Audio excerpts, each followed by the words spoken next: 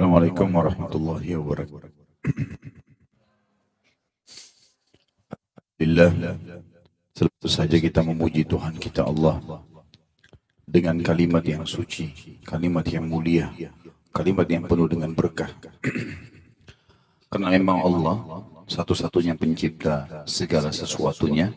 Dia maha suci, dia maha mulia, dan dia penuh dengan berkah. Dia dengan kemahamurahannya telah menggantungkan segala kebutuhan kita untuk roda kehidupan di muka bumi ini dengan kalimat sederhana dan penuh dengan berkah. Alhamdulillah. Maka selalulah ucapkan kalimat ini.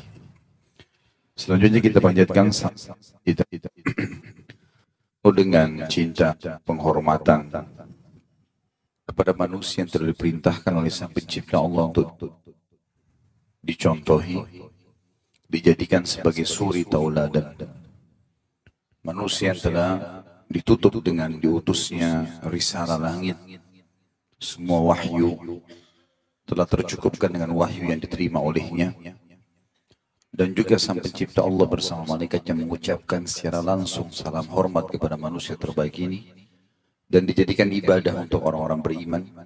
Maka sangat wajar kalau kita selalu membacakan salawat dan taslim kepada Nabi besar Muhammad sallallahu alaihi wasallam.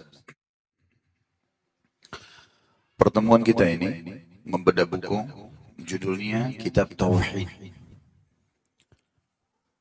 Pemurnian Ibadah kepada Allah. Ditulis oleh seorang ulama yang bernama Syekh Muhammad At-Tamimi.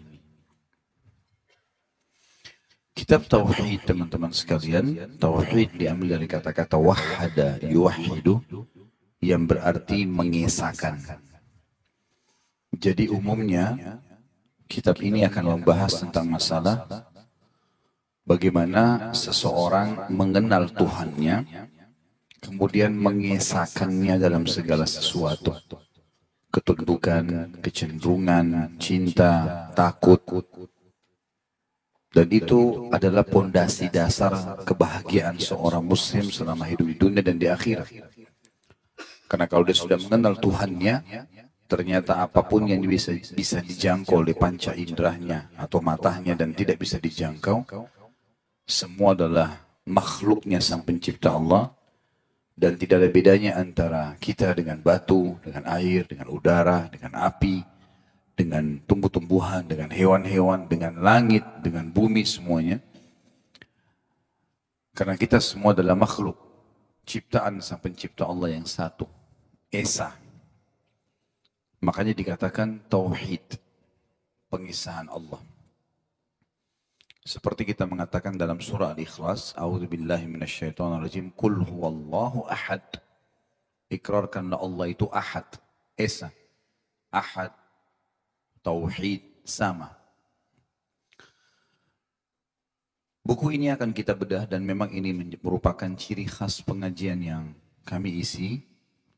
Selalu saja kita gunakan buku rujukan supaya pelajaran yang kita belajar dalam pengajian sistematis, jelas, dan punya rujukan. Jadi kalau ada yang mau bertanya lebih jauh, dia akan tahu ternyata buku ini, penulisnya juga bisa dibaca biografinya dalam buku ada. Dan kelebihan buku yang sudah menjadi karya ilmiah seperti ini, selalu jelas referensinya. Kita akan temukan nanti hadis misalnya, riwayat si fulan, misalnya Bukhari, Muslim, seringkali dijelaskan di dalam footnote-nya, riwayat Bukhari nomor Muslim nomor sekian. Setiap kali Bapak Ibu membeli buku, maka saran saya adalah lihat daftar isi. Baca kira mana yang menarik dari judulnya. Sebab daftar isi ringkasan dari apa yang sedang ada dalam buku. Sebelum Bapak Ibu taruh di rak buku, lihat daftar isi. Mana yang paling menggelitik dari judul-judul yang ada, mulai baca dari situ, insya Allah ini akan menjadi motivasi yang sangat besar untuk menyelesaikan buku itu. Sebab banyak orang, subhanallah, ada orang bahkan seumur hidupnya pernah beli buku tapi nggak pernah mengkhatam buku itu. Dia tidak pernah menghabiskan. Dia cuma tahu, oh judul ini ada di rumah saya. Nggak pernah menyelesaikan. Ini sayang. Karena buku disusun oleh penulisnya memang satu bab dengan bab yang lain pasti ada hubungannya. Nggak mungkin tidak. Sehingga memang tuntas bahasan yang sedang dijadikan sebagai target di judulnya. Daftar isi kita dalam buku ini adalah bab pertama masalah tauhid, hakikat dan kedudukannya.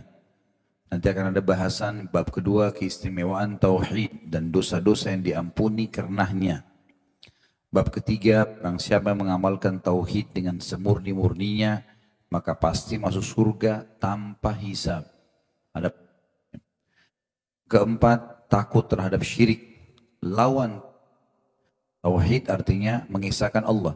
Lawan syirik, dan syirik artinya menyekutukan, mempartnerkan Allah dengan makhluknya dalam doa, dalam segala jenis cinta dan kemudian bab kelima, dakwah kepada syahadat la ilaha illallah. Yang keenam adalah tafsir tauhid dan syahadat la ilaha illallah. Bab ketujuh termasuk syirik, memakai gelang, benang dan sejenisnya sebagai pengusir atau penangkal mara bahaya, jimat yang digantung. Bab ke-8 tentang ruqyah dan tamimah atau jimat yang digantungkan di badan sehingga bisa merusak tauhidnya. Bab ke-9, mereka yang mengharapkan berkah kepada pohon, batu dan sejenisnya, bagaimana hukumnya dan bagaimana berlepas dari kebiasaan itu. Bab ke-10, menyembelih binatang dengan niat bukan karena Allah. Ini juga masuk bagian daripada syirik sehingga tauhidnya tercoreng. Bab ke-11, menyembelih binatang dengan niat karena Allah dilarang dilakukan di tempat yang dipergunakan untuk menyembelih binatang bukan karena Allah. Seperti misalnya orang sengaja menyembelih di sebuah gua yang gelap, atau dia menyembelih di kuburan yang memang Nabi SAW tidak pernah lakukan itu. Kemudian bab 12 termasuk syirik bernazar bukan karena Allah. Nanti akan ada bahasannya. Bab ke-13 termasuk syirik isti'adah atau meminta perlindungan kepada selain Allah. Bab ke-14 termasuk syirik istighatsah, meminta hujan dan doa kepada selain Allah. Terus saja bab-bab kita ini semuanya merincikan tentang masalah intinya tauhid. Ada bab 15, tidak ada seorang pun yang berhak disembah selain Allah. Ada bab 16, keadaan para malaikat sebagai makhluk Allah yang paling perkasa dan rasa takut mereka ketika turun wahyu dari Allah. Bab ke-17, syafaat. Bab 18, Nabi SAW tidak dapat memberi hidayah kecuali dengan kehendak Allah. Bab ke-19, faktor yang menyebabkan manusia menjadi kafir dan meninggalkan agama mereka, yaitu sikap yang berlebihan kepada orang soleh. Bab ke-20, sikap keras Rasulullah SAW terhadap orang yang beribadah kepada Allah di sisi kuburan orang soleh. Maka bagaimanakah jika orang soleh itu disembah? Terus saja bab demi bab di sini sampai bab kita yang terakhir, bab ke-67, keagungan dan kekuasaan Allah Subhanahu wa Ta'ala. Sekali lagi, bahasan kita adalah untuk mengenal Tuhan kita Allah. 67 bab ditulis oleh penulis ini dengan sangat rinci satu persatu masalah tauhidnya dan masalah hal-hal yang membatalkan tauhid itu sendiri. Kita akan mulai dengan izin Allah bab pertama, tauhid, hakikat dan kedudukannya. Bermula daripada firman Allah dalam surah Az-Zariyat ayat 56, A'udzu billahi minasyaitonir rajim, wa ma khalaqtul jinna wal insa illa liya'budun. Aku tidak pernah menciptakan jin dan manusia, kata Allah, melainkan agar mereka beribadah kepadaku atau menyembah aku. Perhatikan di sini penulis sangat detail sampai-sampai ibadah dikasih footnote angka 1 di bawah.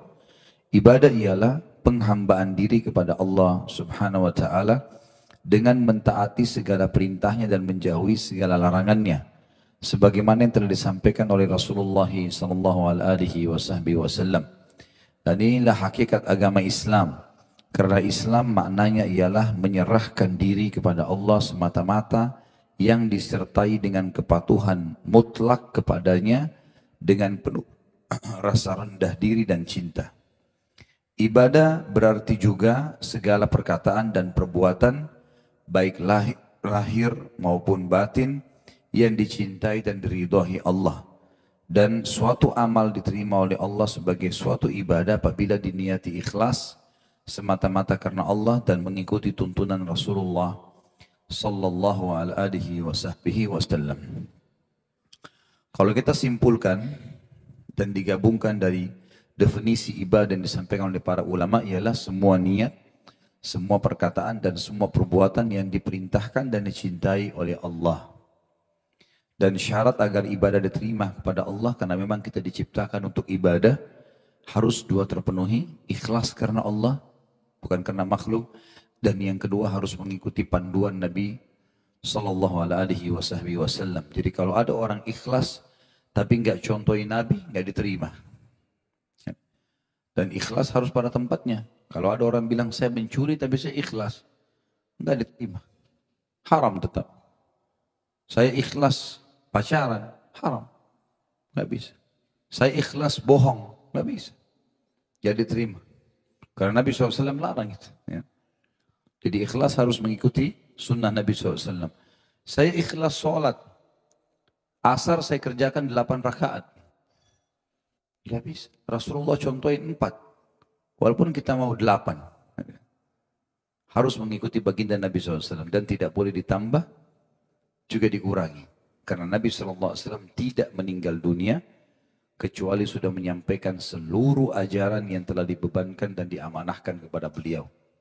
Jadilah orang-orang yang jadi pengikut Nabi SAW dan tidak menambah-nambah syariat yang beliau bawa. Apapun alasannya. Sebagaimana banyak orang mengatakan karena alasannya baik. Baik bagi seorang muslim yang baik di mata Allah dan Rasulnya. Bukan di mata masyarakat di sekitarnya, sukunya, negaranya. Setiap muslim harus menjadikan Islam sesuai dengan Al-Quran dan Sunnah sebagai tradisinya. Dan jangan tradisi diislamkan.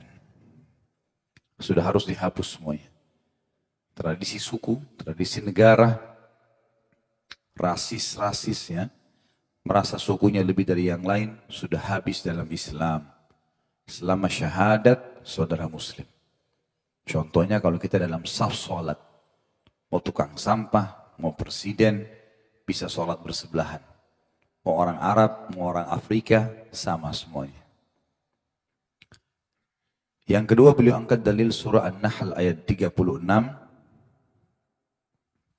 A'udzu billahi minasyaitonir rajim wa laqad ba'atsna fi kulli ummatin rasulan an i'budullaha wajtanibut taghut.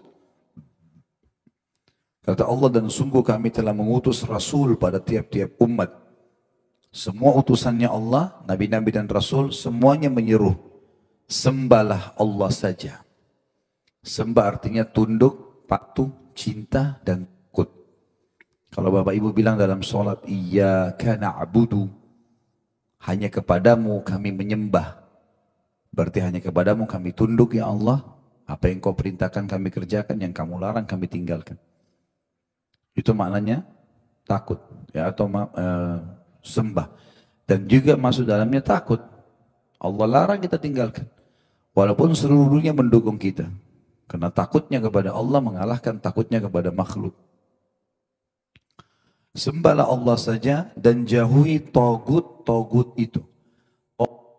Dilihat footnote nomor 2. Togut ialah setiap yang diagungkan selain Allah dengan disembah, ditaati, atau dipatuhi, baik yang diagungkan itu berupa batu, manusia, atau syaitan. Menjauhi tagut artinya mengingkarinya, membencinya, tidak mau menyembah dan memujahnya, baik dalam bentuk atau dengan cara apapun. Patung yang disembah tidak boleh sama sekali kita cenderung kepadanya. Tidak usah lihat, tidak usah biayai, tidak usah beli, tidak usah apa-apa. Semua yang disembah selain Allah, nggak boleh sama sekali kita berikan dukungan.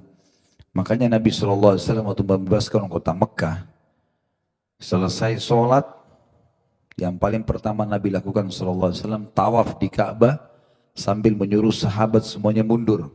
Di sekitar Ka'bah ada 370 berhala. Maka Nabi SAW keliling dan menghancurkan berhala-berhala itu satu persatu. Yang paling pertama Nabi lakukan. Maka patung-patung tersebut sebelum disentuh dengan tongkat Nabi SAW sudah jatuh. Dan semua patung yang jatuh berkeping-keping menjadi seperti pasir. Padahal tadinya batu yang besar. Sampai Tuhan mereka yang paling besar, Hubal. Dan orang-orang Quraisy menyaksikan kalau Tuhan-Tuhan mereka semuanya hancur.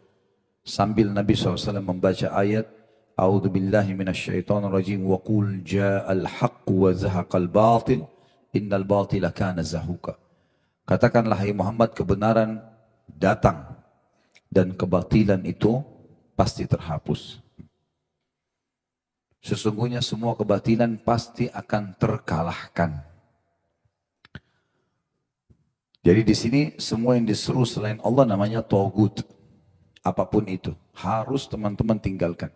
Murnikan ibadah kita, ketundukan, cinta dan takut hanya kepada Allah Subhanahu wa ta'ala. Makanya syaitan selalu membuat kita mengalihkan rasa takut, rasa cinta, cenderung kepada selain Allah.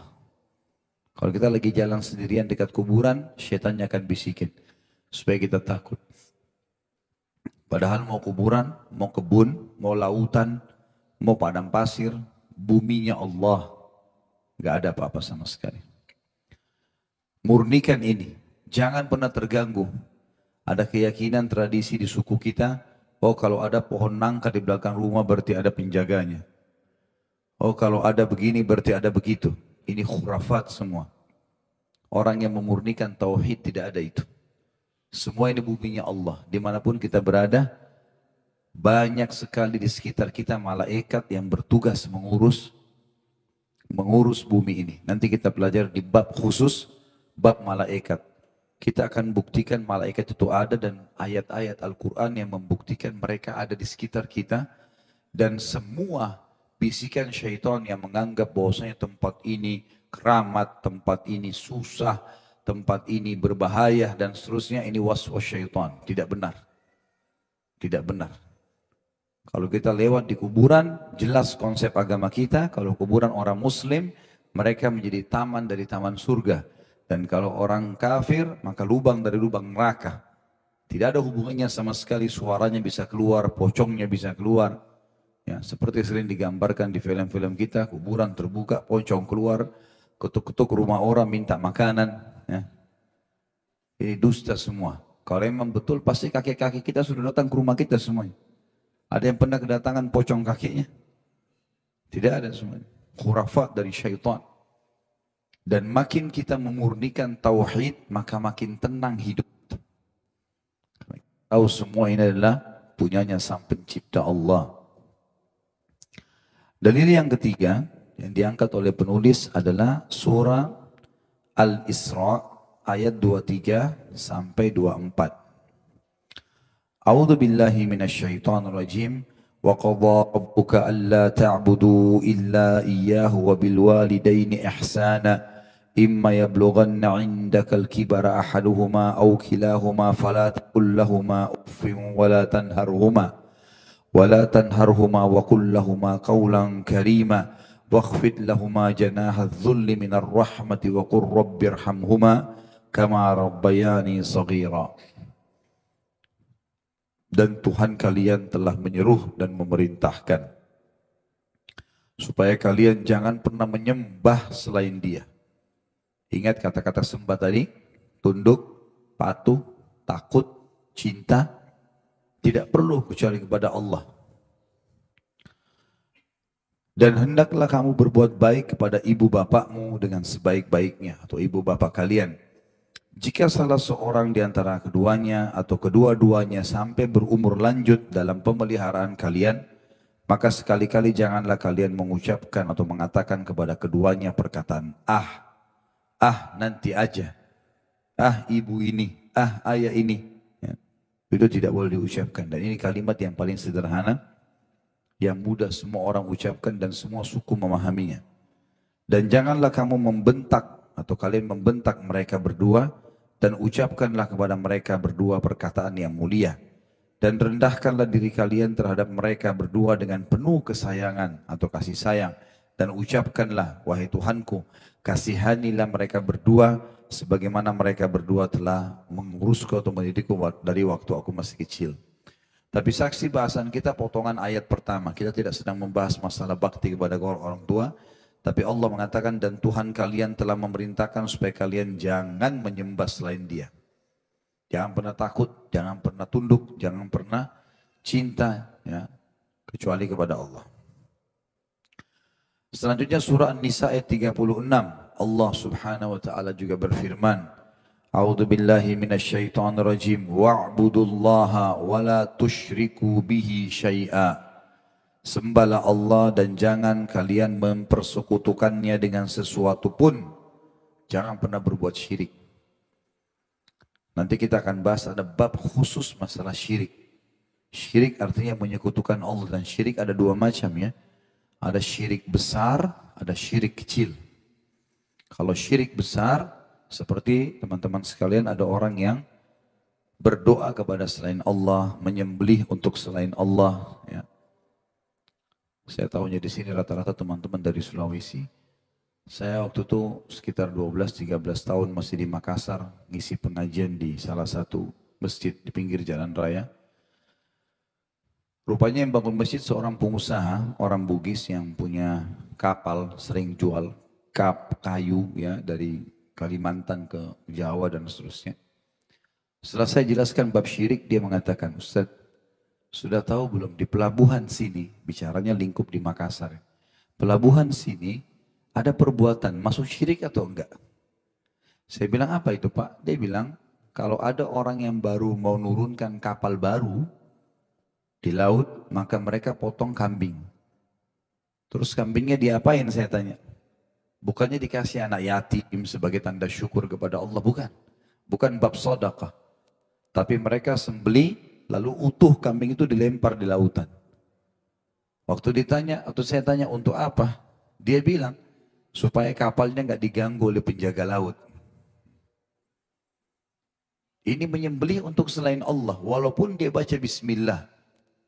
Tidak pernah Rasulullah SAW perintahkan sahabat kalau mau melakukan sesuatu, baru beli kendaraan, kemudian melakukan hal-hal yang seperti ini. Sama sekali tidak pernah ada perintahnya. Dan seorang muslim harus merasa cukup dengan agamanya Islam. Tidak boleh sama sekali ditambah-tambah. Sudah cukup dengan kemurnian itu. Contoh saja. Banyak orang di Indonesia yang saya dapatkan informasi, terutama teman-teman nelayan.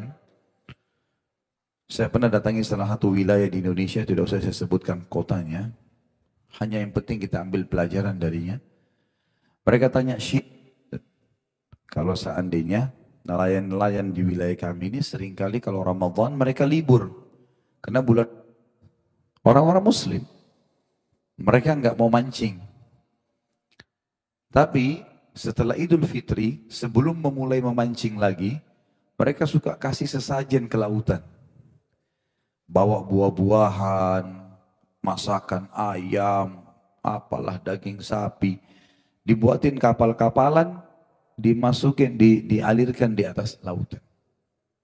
Untuk apa saya bilang? Ya supaya minta kapalnya nanti tidak diganggu. Ikan-ikannya nggak pergi. Ini nggak boleh sama sekali. Apa hubungannya ini? Ya. Bahkan saya diceritakan sama beberapa teman-teman yang sempat undang saya ke wilayah itu tablik akbar. Mereka bilang, yang lucu Ustaz, pada saat mereka turunkan ayam bakar, ayam goreng, buah-buahan, ikan di lautan, antara tempat mereka membuang dengan ke laut bebas, itu ada sedikit jalan sempit, sehingga harus lewat situ. Di situ banyak anak-anak kecil sudah menunggu. Sehingga pada saat lewat diambilin sama anak kecil tuh, dimakan. Kan ini ya kesalahan ini. Ya, boleh sama saya. Nanti kita akan banyak rincikan tentang masalah bab syirik. Ini merusak tauhidnya. Kalau Bapak Ibu mau sembeli, baca nama Allah, Bismillah, Allahu Akbar, sedekahkan dagingnya untuk anak yatim, untuk orang miskin, kita makan sendiri, silahkan. Ada dalilnya. Tapi kalau dilempar di lautan, ditaruh di kuburan, siapa yang makan ini? Untuk siapa? Penjaga ini dan penjaga itu. Ini semua khurafat. Bumi Allah ini hanya dijaga oleh malaikat, tidak ada yang lain. Ya, yang masih punya keyakinan rumah saya ada penjaganya, akhirnya datang betul setannya. Ya. Gak ada yang jaga rumah kita kecuali kita sendiri. Syaitan makin senang kalau orang punya keyakinan-keyakinan yang seperti itu. Dan yang kedua ada syirik kecil, riya, memperindah ibadah karena Allah. Tapi ini juga termasuk dosa besar. Nanti kita akan bahaskan itu. Kata Allah dalam surah Nisa 36, dan sembahlah Allah dan jangan kalian mempersekutukannya atau syirik dengan sesuatu apapun. Ayat yang selanjutnya surah Al-An'am 151 sampai 153. A'udzu billahi minasyaitonir rajim. Qul ta'alu atlu ma harrama rabbukum 'alaikum alla tusyriku bihi syai'a wa bil walidaini ihsana wa la taqtulu awladakum min imlaq nahnu narzuqukum wa iyyahum wa la taqrabul fawahisha ma dhahara minha wa ma batan ولا تقتلوا النفس التي حرم الله إلا بالحق ذلكم وصاكم به لعلكم تعقلون ولا تقربوا مال اليتيم إلا بالتي هي أحسن حتى يبلغ أشده وأوفوا الكيل والميزان بالقسط لا نكلف نفسا إلا وسعها وإذا قلتم فاعدلوا ولو كان ذا قربى وبعهد الله أوفوا ذلكم وصاكم به لعلكم تذكرون وأن هذا صراطي مستقيما فاتبعوه ولا تتبعوا السبل فتفرق بكم عن سبيله ذلكم وصاكم به لعلكم تتقون. Katakanlah hai Muhammad kepada semua pengikutmu, marilah ku bacakan apa yang diharamkan atas kalian oleh Tuhan kalian. Yaitu yang pertama, jangan kalian mempersekutukan sesuatu dengan Dia. Jangan partnerkan Allah dalam hal apapun. Para sahabat kalau sendal mereka putus, mengangkat tangan ke langit mengatakan, Ya Allah, sendal saya putus, gantikanlah. Saking kuatnya hubungannya dengan Sang Pencipta Allah. Apa saja bahasanya langsung kepada Sang Pencipta Allah. Jangan syirik, jangan sekutukan Allah. Jangan anggap ada kekuatan Tuhan lain selain Allah. Lalu yang kedua, berbuat baiklah terhadap kedua orang tuamu, bapak ibu. Yang ketiga, janganlah kamu membunuh anak-anakmu karena takut kemiskinan. Tidak boleh gugurkan, tidak boleh membunuh, membuang sembarangan di jalan hanya takut tidak bisa memberi makan. Yang keempat, lanjutannya kami akan memberi rezeki kepadamu dan kepada anak-anakmu. Yang keempat, dan janganlah kamu mendekati perbuatan-perbuatan yang keji, baik yang nampak di antaranya maupun yang tersembunyi. Semua perbuatan-perbuatan yang memalukan. Yang kelima, janganlah kamu membunuh jiwa yang diharamkan Allah membunuhnya, melainkan dengan sesuatu sebab yang benar. Kalau tiba-tiba kita tusuk seseorang tanpa sebab, dosa besar. Ada bahasan sendiri dalam kajian dosa-dosa besar yang sudah diangkat di YouTube. Bapak Ibu bisa ikutin itu insya Allah dari ceramah-ceramah saya. Tapi yang dimaksud dengan sebab yang benar adalah kita lagi jalan diserang oleh perampok. Kalau kita bela diri, maka itu boleh kita membunuhnya. Atau pemerintah menangkap seseorang yang melakukan kriminal yang besar sekali, seperti dia membunuh, maka dibunuh juga dalam Islam. Ya. Demikian itu yang diperintahkan oleh Tuhan kalian kepada kalian supaya kalian memahaminya. Dan janganlah kamu mendekati harta anak yatim. Ini wasiat setelahnya. Kecuali dengan cara yang lebih besar manfaatnya. Maksudnya kalau ada anak yatim, dan anak yatim dibahasakan dalam agama kita kalau orang meninggal sebelum balik, orang tuanya meninggal dan dia belum balik si anak itu. Jadi tidak bisa kakek-kakek nenek-nenek ngaku yatim. Ya. Harus orang yang belum balik saja. Setelah balik sudah tidak dihitung yatim lagi. Kalau ada seorang yang kaya raya meninggal, dia tinggalkan anak masih kecil, belum balik, namanya yatim. Biasanya disponsori atau dipelihara oleh pamannya, ya, oleh sepupunya misalnya. Maka sponsor-sponsor anak yatim ini boleh menggunakan dana atau harta anak yatim tadi untuk kebutuhan si yatim dan biaya rumahnya umumnya. Misal numpang di rumahnya, maka dia bayar listrik. Ya. Karena anak yatim itu numpang situ, karena ada harta anak yatim tadi. Itu yang dikatakan kecuali dengan cara yang bermanfaat. Artinya selain daripada ini tidak boleh. Hingga sampai si yatim dewasa. Kalau sudah dewasa, kembalikan harta kepadanya. Dan sempurnakanlah takaran dan timbangan dengan adil. Ini wasiat selanjutnya lagi. Kami tidak memikulkan beban kepada seseorang melainkan sekedar kesanggupannya. Semua yang Allah subhanahu wa ta'ala bebankan kepada kita, kita mampu melaluinya.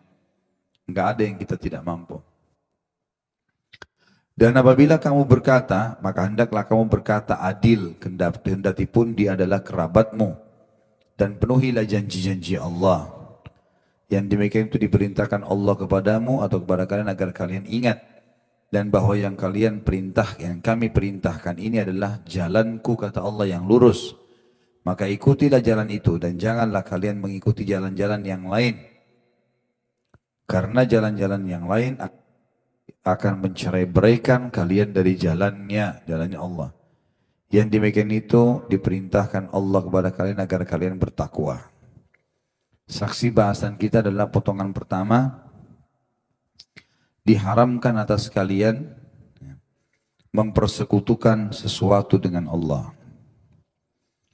Selanjutnya Ibnu Mas'ud radhiyallahu anhu, sahabat Nabi yang mulia, berkata, barang siapa yang ingin melihat wasiat Muhammad sallallahu alaihi wasallam yang tertera di atas cincin stempel milik beliau. Jadi Nabi SAW punya cincin, ada tulisan di atasnya. Dan beliau kalau ngirim surat resmi, distempel pakai cincin itu. Maka hendaklah dia membaca tulisan di stempel cincinnya Nabi. Sesuai dengan firman Allah, katakanlah hai Muhammad, marilah ku bacakan apa yang diharamkan kepadamu oleh Tuhanmu, yaitu janganlah kamu berbuat syirik sedikit pun kepadanya. Sampai akhir ayat tadi. Sampai firman Allah, sungguh inilah jalanku yang berada dalam keadaan lurus dan seterusnya. Muadz bin Jabal radhiyallahu anhu menuturkan, dan tadi itu tentu hadis nomor yang kita bacakan adalah footnote nomor 4, diriwayatkan Tirmidzi, Ibnu Munzir dan Ibnu Abi Hatim. Jadi kita lihat keistimewaannya buku ini walaupun kecil, rujukannya jelas. Hadis yang selanjutnya adalah hadis riwayat Bukhari Muslim dalam kitab sahih mereka. Seseorang sahabat yang mulia, Muadz bin Jabal, menuturkan radhiyallahu anhu, kuntu radifan Nabi sallallahu alaihi wasallam ala himar, faqala li ya Muadz, atadri ma haqqullahi 'ala al-ibad wa ma haqqul ibadi 'ala Allah? Qultu Allahu wa rasuluhu a'lam. Qala haqqullahi 'ala al-ibadi an ya'buduhu wa la yushriku bihi syai'a. وحق العباد على الله ألا يعذب من لا يشرك به شيئا. قلت يا رسول الله أفلا أبشر الناس؟ قال لا تبشرهم فيتكلوا Aku pernah dibonceng oleh Nabi SAW di atas seekor keledai. Kata sahabat Nabi Mu'adz bin Jabal radhiyallahu anhu. Lalu beliau bersabda kepadaku, "Hai Mu'adz, tahukah kamu apa haknya Allah yang wajib dipenuhi oleh hamba-hambanya dan apa hak para hamba yang pasti dipenuhi oleh Allah?" Maka aku menjawab, Allah dan Rasulnya lebih mengetahui. Beliau pun bersabda, hak Allah yang wajib dipenuhi oleh para hambanya ialah supaya mereka beribadah kepadanya saja dan tidak berbuat syirik sedikit pun kepadanya. Sedangkan hak para hamba yang pasti dipenuhi Allah ialah bahwa Allah tidak akan menyiksa orang yang tidak berbuat syirik sedikit pun kepadanya. Lalu aku bertanya, ya Rasulullah, tidak perlukah aku menyampaikan kabar gembira ini kepada orang-orang? Kata beliau, jangan kamu menyampaikan kabar gembira ini kepada mereka, sehingga mereka nanti akan bersikap menyandarkan diri. Tapi saksi bahasan kita adalah, di sini Allah, kata Nabi SAW, tidak akan menyiksa orang yang tidak berbuat syirik. Tidak berbuat syirik, dan syirik lawan daripada tauhid. Ya. Hati-hati dengan syirik-syirik ini. Ya. Menganggap segala sesuatu makhluk bisa mencapai kepada kualitasnya Allah. Maksud dalam syirik juga adalah menggantungkan nasib sama benda. Atau menganggap sesuatu yang sial dari waktu-waktu yang sudah Allah ciptakan. Misal contoh, ada sebuah hadis yang berbunyi, kata Nabi SAW pada saat turun hujan lebat di malam hari, habis sholat subuh basah semuanya. Maka Nabi SAW mengatakan, Allah berfirman, wahyu turun kepadaku melalui Jibril, telah tiba pagi hari ini hamba-hambaku yang beriman kepadaku dan kufur kepada bintang-bintang. Dan juga tiba pagi ini hamba-hambaku yang beriman pada bintang-bintang dan kufur kepadaku. Jadi ada yang beriman kepadaku dan kufur kepada bintang, ada yang beriman pada bintang dan kufur kepadaku. Maka kata para sahabat, ya Rasulullah, tolong jelaskan supaya lebih paham. Kata Nabi SAW, Allah berfirman, siapa yang mengatakan hujan ini turun dengan izin Allah, maka dia telah beriman kepadaku, kata Allah, dan kufur kepada bintang-bintang. Dan siapa yang mengatakan hujan ini turun karena bintang-bintang, maka dia beriman kepada bintang dan kufur kepadaku. Ya. Jadi tidak boleh kita mengatakan terjadinya fenomena alam karena bintang, karena gunung. Ya. Tapi memang karena Allah telah menentukannya. Juga sama tadi masuk dalam masalah syirik, menghina waktu. Seperti sabda Nabi SAW yang berbunyi, jangan, kata Nabi SAW, Allah berfirman, jangan kalian menghina waktu, menganggapnya sial. Karena aku yang menciptakannya. Seperti di Indonesia orang anggap hari Selasa hari sial. Ada nggak ini keyakinannya? Ya, saya waktu masih di Makassar, pengalamannya banyak sekali ini. Waktu saya pas pegang yayasan orang tua saya di Makassar, beliau kebetulan memegang klinik yang ada. Ada satu pegawai baru bergabung, kemudian dia naik motor, satu tugas dari yayasan untuk dia kerjakan, dia pergi. Pada saat dia pergi, sejam kemudian dia balik, rupanya tabrakan, luka-luka. Orang yang ditabrak sama dia juga ikut ke klinik orang tua saya, lalu diobatin. Saat diobatin, pergilah semuanya. Rupanya ada beberapa orang suster di klinik yang lagi ngobrol-ngobrol agak jauh, saya cuma dengar saja. Mereka bilang, itu kan karena hari Selasa. Terus saya tanya dari jauh, memang kenapa hari Selasa? Loh Ustadz belum tahu. Saya bilang, enggak, saya enggak tahu. Dia bilang, hari Selasa kan sial. Karena hari Selasa itu jadi tabrakan. Orang buka usaha hari Selasa bangkrut. Dan seterusnya. Ini enggak boleh ini. Semua waktu baik. Ada waktu lebih baik dari waktu yang lain, iya. Kayak Jumat lebih baik daripada hari yang lain, iya. Ramadan lebih baik daripada bulan-bulan lain, iya. Lokasi Mekah dan Madinah lebih baik dari tempat lain, iya. Tapi bukan berarti yang lainnya buruk. Allah ciptakan semua itu kebaikan. Contoh. Termasuk dalam syirik yang dilarang, menggantungkan nasib pada benda. Nah ini banyak juga terjadi di Indonesia. Gantungkan nasib pada jimat-jimat, nanti ada bahasan sendiri ya. Kemudian juga kecenderungan menggantungkan nasib dia sama tubuhnya sendiri. Seperti kalau tangan kanannya gatal, mau keluarin duit, tangan kiri mau dapat duit. Kalau ini betul enak, kita gatalin ada tangan kiri kita terus. Dapat duit, tidak usah kerja. Matanya kalau kedap-kedip di atas mau senang. Kalau kedip di bawah mau sedih. Ini nggak boleh ini. Di bagian dari syirik. Ya, nggak ada hubungannya. Mata kita kedap-kedip karena ngantuk itu. Nggak ada hubungannya sama sekali dengan sedih atau senang. Orang-orang Arab jahiliyah dulu, mereka sering gantung nasib sama benda begini.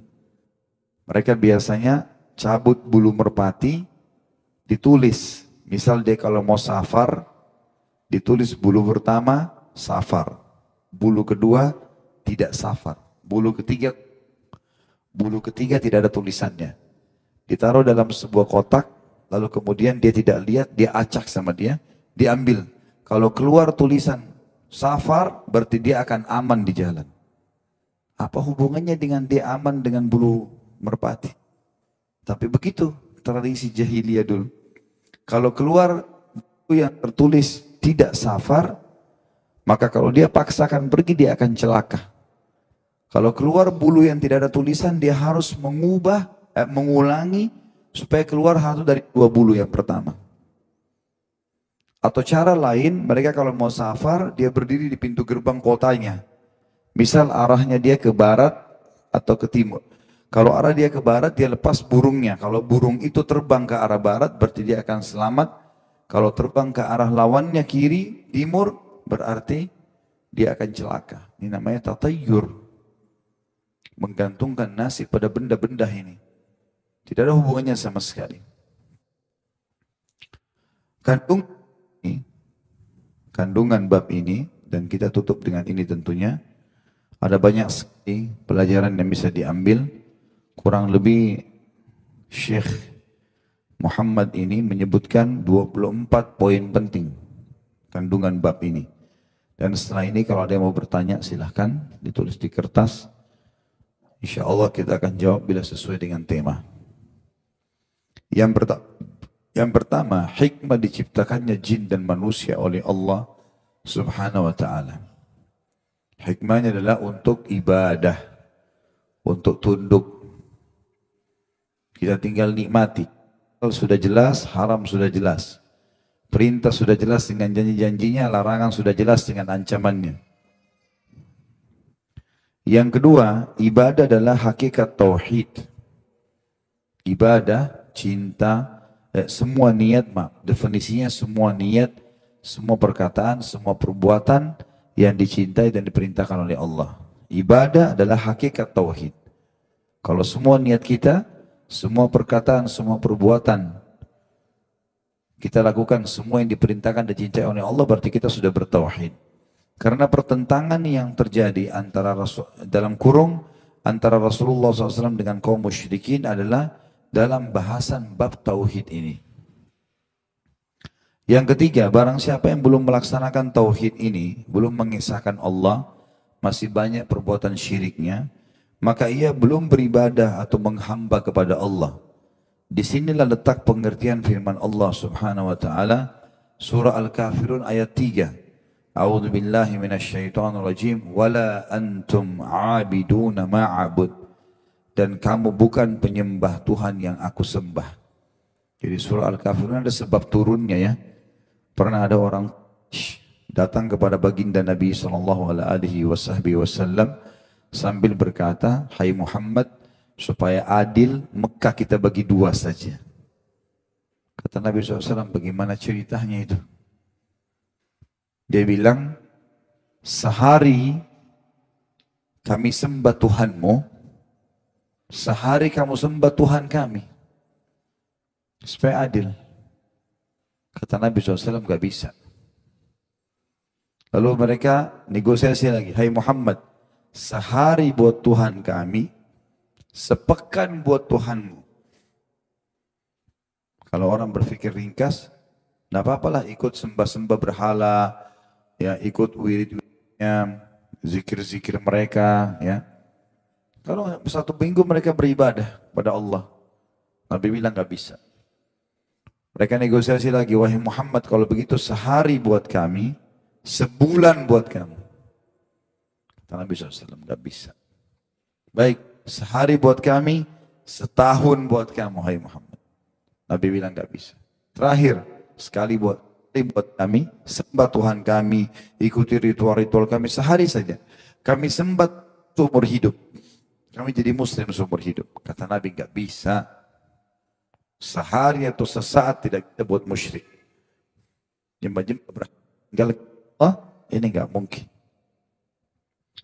Maka pada saat itu Jibril membawa lengkap surah Al-Kafirun. A'udzubillahi minasyaitonirrajim. Qul ya ayyuhal kafirun. Katakan kepada mereka kepada orang-orang kafir itu, la a'budu ma ta'budun. Saya tidak akan ikut-ikut dengan ibadah kalian. Wala antuna ma'bud. Kalian juga tidak usah ikut-ikut ibadah saya kalau nggak mau. Wala ana a'bidum ma'abadtum. Dan pastinya saya tidak akan ikuti ibadah kalian. Wala antum a'biduna ma'bud. Kalian juga tidak usah ikut-ikuti ibadah saya. Lakum dinukum waliyadin. Kalian punya agama, saya juga punya agama. Yang keempat, hikmah diutusnya para rasul ialah untuk menyerukan tauhid dan melarang syirik. Tentu di sini ada bahasa nanti masalah rasul-rasul ya, kurang lebih ada 120.000 nabi yang diutus, diantaranya 313 rasul. Bedanya nabi sama rasul, kalau nabi seseorang yang Allah utus mengingatkan kaumnya apa yang disampaikan oleh nabi dan rasul sebelumnya. Kalau rasul seseorang yang Allah utus membawa syariat baru, syariat sebelumnya, menghapus syariat sebelumnya. Jadi semua rasul pasti nabi, tidak semua nabi rasul. Makanya dari 120.000 nabi diantaranya 311 rasul. Sedikit sekali rasul itu. Yang Nabi kita Muhammad SAW termasuk rasul. Semuanya sama dakwanya, menyeru. Semuanya sama dakwanya dalam menyeru kepada tauhid dan melarang syirik. Semua nabi-nabi itu.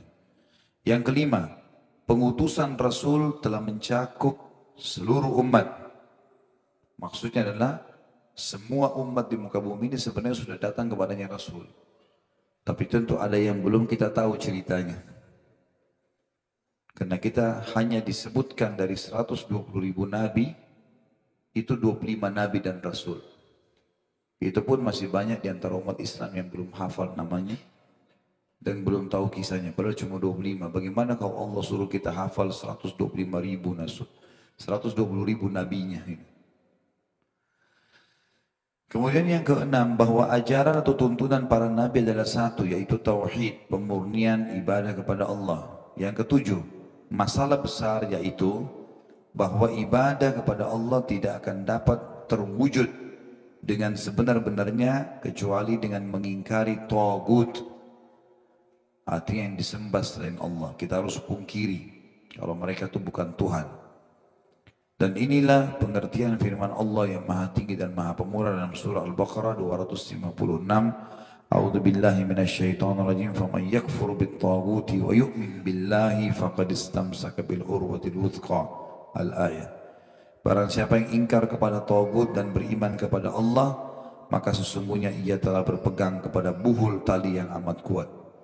Siapa yang memungkiri selain Allah sebagai Tuhan dan dia iman kepada Allah, maka dia sangat kuat, ya, berpegang pada sebuah tali kehidupan yang menyelamatkan dia. Yang kedelapan, pengertian tagut bersifat umum, meliputi setiap yang diagungkan selain Allah. Yang kesembilan, ketiga ayat muhkamat yang tersebut dalam surah Al-An'am menurut kaum salaf mempunyai kedudukan yang penting karena di dalamnya terkandung 10 masalah. Yang pertama adalah larangan terhadap berbuat syirik. Yang dimaksud adalah tadi surah Al-An'am 151 sampai 153. Kemudian yang ke-10 ayat-ayat muhkamat yang tersebut dalam surah Al-Isra mengandung 18 masalah. Dimulai dengan firman Allah dalam surah Isra ayat 22, janganlah kamu adakan Tuhan yang lain di samping Allah agar kamu tidak menjadi tercelah dan tidak ditinggalkan oleh Allah. Dan tentu surah Isra ini tadi sudah kita sebutkan, surah Isra ayat 22 sampai 24. Kemudian diawali surahnya, A'udzu billahi minasyaitonir rajim, la taj'al ma'allahi ilahan akhara fataq'uda madhmuman makhdhula. Dan janganlah kamu adakan Tuhan yang lain di samping Allah agar kamu tidak menjadi tercelah dan tidak ditinggalkan Allah. Sampai diakhiri dengan firman-Nya, wala taj'al ma'allahi ilahan akhara fatulqa fi jahannama maluman madhura. Jangan pernah kau jadikan sekutu-sekutu Tuhan selain Allah, maka kau akan dilemparkan ke dalam api neraka yang terhina dalam keadaan tercelah. Serta Allah juga mengingatkan kepada kita akan pentingnya masalah-masalah ini, sebagaimana dalam firman-Nya surah Isra ayat 39, A'udzu billahi minasyaitonir rajim, dzalika mimma auha ilaika rabbuka minal hikmah. Itulah sebagian hikmah yang diwahyukan Tuhanmu kepada Muhammad. Maksudnya agar orang-orang bertauhid dan meninggalkan syirik. Yang ke-11, ayat dalam surah An-Nisa disebutkan di dalamnya 10 hak. Yang pertama, ya sebagaimana firman-Nya dalam surah An-Nisa ayat 36, wa'budullaha wa la tusyriku bihi syai'a. Sembahlah Allah dan jangan kamu mempersekutukannya dengan sesuatu pun. Yang ke-12, perlu diingat wasiat Rasulullah SAW di saat akhir hayat beliau agar jangan menyekutukan Allah. Yang ke-13, mengetahui hak Allah yang wajib kita laksanakan, yaitu patuh kepadanya, tidak menyekutukan dengan sesuatu apapun. Yang ke-14, mengetahui hak para hamba Allah yang pasti akan dipenuhinya apabila mereka melaksanakan haknya terhadap mereka. Sebagaimana hadis dari Mu'adz bin Jabal, hai Mu'adz, apakah kau tahu apa hak Allah terhadap hamba-hambanya dan apa hak hamba terhadap Allah? Yang ke-15, bahwa masalah ini tidak diketahui oleh sebagian besar sahabat, bahwasanya tidak semua sahabat disampaikan kepada mereka tentang hadis ini, karena waktu Mu'adz izin, maka Nabi SAW tidak mengizinkannya menyampaikan kecuali untuk sebagian kecil saja. Yang ke-16, boleh merahasiakan ilmu pengetahuan masalah ini untuk maslahat. Artinya kalau ada penyampaian-penyampaian dalam syariat yang kira-kira menjanjikan hal yang besar dan dia lihat kalau disampaikan sekarang malah membuat orang jadi malas patuh, boleh dia menundahnya sebagaimana perilaku Mu'adz bin Jabal. Yang ke-17, dianjurkan untuk menyampaikan kepada sama muslim suatu berita yang menggembirakan. Ya. Karena Nabi SAW selalu mengatakan, sampaikanlah berita gembira. Dan juga Allah SWT mengatakan dalam banyak ayatnya. Dan ini berita gembira diambil daripada sabda Nabi SAW tadi, apakah kau tahu apa haknya Allah terhadap hamba-hamba dan hak hamba dari Tuhannya? Maka kata Mu'adz, Allah dan Rasulnya lebih mengetahui, kata Nabi SAW, hak Allah dari hambanya, mereka tidak menyekutukannya dengan sesuatu apapun. Dan hak hamba dari Tuhannya adalah kalau dia tidak syirik, dia tidak menyekutukan Allah, maka Allah tidak akan menyiksanya. Yang ke-18, Rasulullah SAW merasa khawatir terhadap sikap menyandarkan diri kepada keluasan rahmat Allah. Artinya banyak orang mengatakan Allah gampang kok, Allah maha pengampun, pasti akan maafkan kita. Sehingga mereka lupa dengan istilah, cuma tahu Allah, innallaha ghafurur rahim, Allah maha pengampun dan maha penyayang. Tapi dia lupa kalau innallaha syadidul iqab, Allah itu berat siksaannya. Makanya Rasulullah SAW mengatakan kepada Mu'adz bin Jabal, jangan kau sebarkan spontanitas begitu saja, nanti orang akan bergantung. Dianggap tidak ada masalah, dia buat dosa, toh rahmat Allah luas kan. Yang ke-19, jawaban yang disyariatkan bagi orang yang ditanya sedangkan dia tidak tahu adalah Allah wa rasuluhu a'lam. Allah dan Rasulnya lebih mengetahui. Ini penting untuk dijawab. Kemudian yang ke-20, boleh menyampaikan ilmu kepada orang-orang tertentu tanpa yang lain. Boleh kita ajarkan kepada orang tertentu kalau kita anggap memang dia bisa menerimanya. Dan kita tidak mengajarkan kepada orang lain karena kita khawatir malah dia tidak menerimanya. Yang ke-21, kerendahan hati Rasulullah SAW karena ketika menunggang keledai, beliau mau memboncengkan orang lain di belakangnya.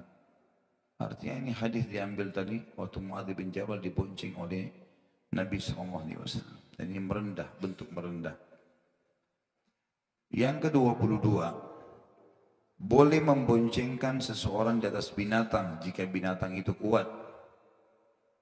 Yang ke-23, keutamaan Muadz bin Jabal, sahabat Nabi. Dan yang terakhir adalah bahwa tauhid mempunyai kedudukan yang sangat mendasar di dalam agama kita.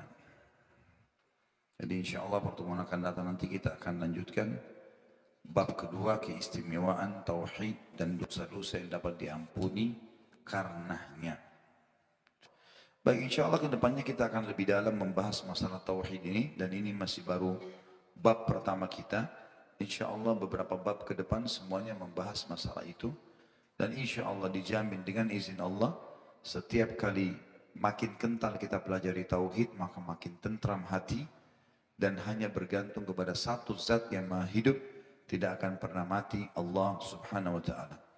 Kita tutup dengan doa kepada Sang Pencipta Allah, semoga majelis kita diberkahi olehnya dan dijadikan sebagai tambahan amal kita pada hari kiamat.